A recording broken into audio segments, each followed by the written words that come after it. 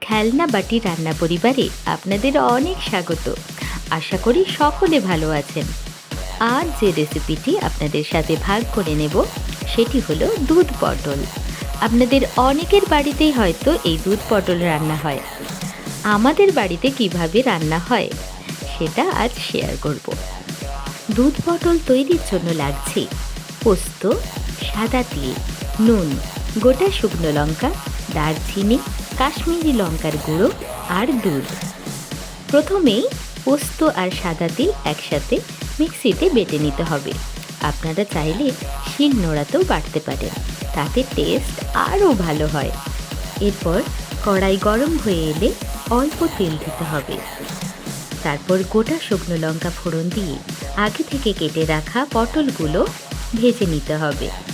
পটলগুলো আপনারা আপনাদের পছন্দ মতো সাইজে কেটে নিতে পারেন।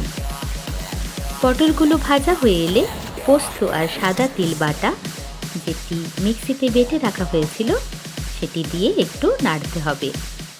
এরপর অল্প একটু ফুটতে শুরু করলে কাশ্মীরি লঙ্কার গুঁড়োটা দিয়ে দিতে হবে এবং ভালো করে মিশিয়ে নিতে হবে। এরপর প্রয়োজন মতো নুন আর তার সাথে একটু মিষ্টি দিয়ে ভালোভাবে নাড়তে হবে।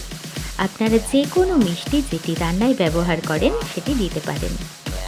এরপর একটু সামান্য জল দিয়ে দিতে হবে যাতে সমস্ত মশলাটি পটলের ভেতর অবধি ঢোকে।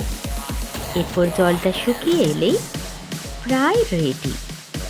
এই সময় অর্থাৎ যারা দুধ খেতে চান না বা যাদের ল্যাকটোজ ইনটলারেন্স আছে তাদের জন্য এই সময় আলাদা করে তুলে রেখে দিতে পারেন।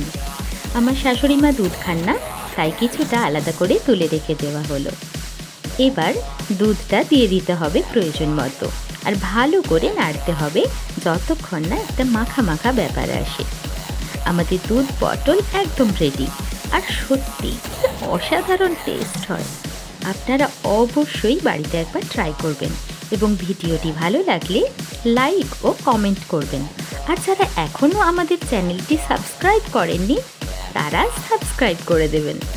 আজ আসি তাহলে, আবার দেখা হবে ঠিক মঙ্গলবার সকাল 8টায় নতুন একটি রেসিপি নিয়ে। সবাই সুস্থ থাকবেন, ভালো থাকবেন।